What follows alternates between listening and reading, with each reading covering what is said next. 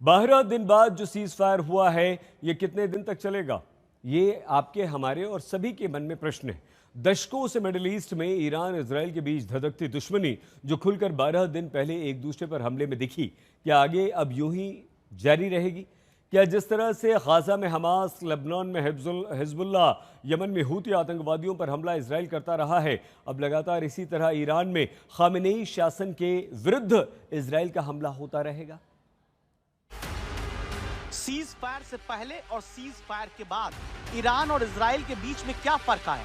जबकि ट्रंप ने तो मुनादी करा दी कि भाई युद्ध रुकवा दिया, लेकिन मिसाइल ईरान की तरफ से भी चलती मिली और इजराइल की तरफ से भी दागी जाती रही। नतीजा ये रहा कि सीज फायर का ठप्पा आजकल जेब में लेकर घूमने वाले डोनाल्ड ट्रंप को मीडिया के सामने फिर आना पड़ा, कहना पड़ा सॉरी गाइज, मैंने फिर से इजराइल और ईरान को समझा दिया है, अब असली वाला सीज फायर हो रहा है। These guys got to calm down. It's ridiculous. I didn't like plenty of things I saw yesterday. I didn't like the fact that Israel unloaded right after we made the deal. They didn't have to unload. And I didn't like the fact that the retaliation was very strong. But in all fairness, Israel unloaded a lot.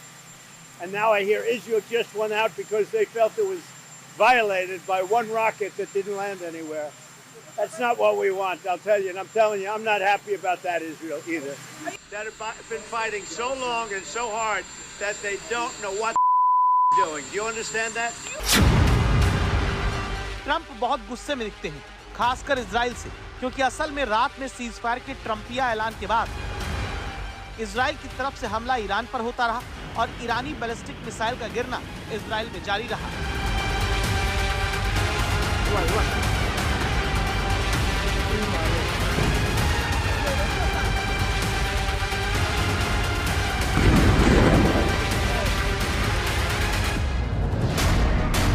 Trump के पहले वाले cease fire के ऐलान के बाद Iran की missile के हमले से बेरशेबा में यह हालत कर दी कि लोग रोते दिखे।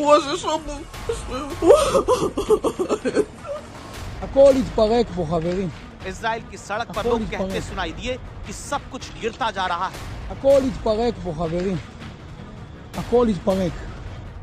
इजराइल के बेरशेबा में चारों तरफ धुआं ही धुआं नजर आता है। खामेनेई की मिसाइल का असर मंगलवार को दिखता है कि इजराइल के बेरशेबा में पार्किंग में खड़ी कारें तबाह हो गईं, इमारत खंडहर हो गई, लगता था जैसे भयानक तबाही मचाई गई है। मैं इस वक्त मौजूद हूं बेरशेबा के उस इलाके में जहां पर आज सुबह ईरान की तरफ से अटैक हुआ है। आप देख सकते हैं इन तस्वीरों में किस तरह का इम्पैक्ट है। ये रिहायशी इलाका है, गाड़ियों की आप हालत देखिए अंदर जो खड़ी हुई थी। ये पूरा इलाका पूरी तरह से बर्बाद हो गया है। ऐसे बहुत से स्ट्रक्चर्स हैं जिनको आज नुकसान पहुंचा है, खासतौर पे इस विसिनिटी में। तो यहाँ बेरशेबा में जो हमला हुआ उसके बारे में खास ये है कि ये टाइमिंग बहुत अहम था, क्योंकि टाइमिंग ऐसा था जब सीज फायर की घोषणा और दावे किए जा रहे थे अमेरिका की तरफ से, और उसी वक्त इजराइल के अंदर इस तरह के हमले हो रहे थे। सीज फायर के ऐलान के बावजूद इजराइल के बेरशेबा की इस हालत को देखिए। कैमरा जितना करीब जाता है तबाही का मंजर और नजदीक नजर आता है। इतनी तबाही तब है जब सीज फायर का दावा ईरान और इजराइल के बीच में ट्रंप ने किया है। क्या यही वजह है कि इजराइल के लोगों को लगता है भले सीज फायर की बात कही जा रही हो, लेकिन भविष्य में ये युद्ध रह रहकर भड़कता रहेगा। When this was happening, only that time Donald Trump had said that this is a ceasefire, and after which we saw these bombs happening. So what do you have to feel about this ceasefire thing? Well, I don't believe in them ceasefire, and I heard only Trump in a message, writing message. I didn't hear my government saying that it's a ceasefire. I didn't hear Iran said it's a ceasefire. And 2 hours almost after ceasefire, they still damaged the north. So I don't believe in this ceasefire. Israel के भीतर जहां Iran ने missile मंगलवार को भी fire की है, वहां कई लोगों की जान गई है। इमारत से लोगों को किसी तरह बाहर निकाला गया है।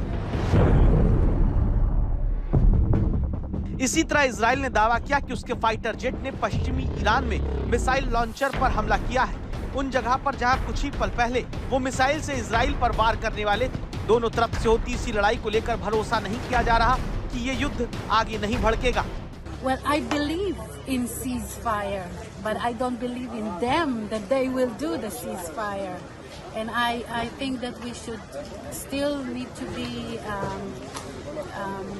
worried about what they can do. सवाल उठता है कि आखिर जनता तक को क्यों नहीं लग रहा कि खामनेई और नेतन्याहू के बीच जिस सीज फायर का दावा ट्रंप कर रहे हैं उस पर भरोसा नहीं किया जा सकता। क्या इसकी वजह खुद नेतन्याहू हैं जिन पर ईरान भरोसा नहीं करता?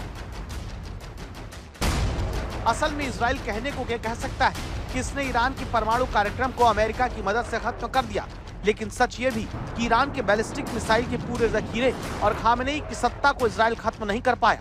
तो फिर ये कैसे माना जाए कि अब सीज फायर हो गया? क्या इजराइल इस बात को मानेगा? क्योंकि ट्रंप ने मंगलवार शाम को जब फिर इजराइल से कहा कि अपना कोई भी बम अब ईरान पर मत गिराना, अपने पायलट वापस लेकर आओ, दावा है कि इजरायली एयरफोर्स ने तेहरान में रडार सिस्टम पर हमला कर दिया। इसीलिए भले 12 दिन बाद अब मिसाइल और ड्रोन के वार की रफ्तार दोनों तरफ से कम हो गई हो, लेकिन इस बात की गारंटी कोई नहीं ले पा रहा कि आगे मध्य पूर्व में युद्ध की आहट नहीं रहेगी।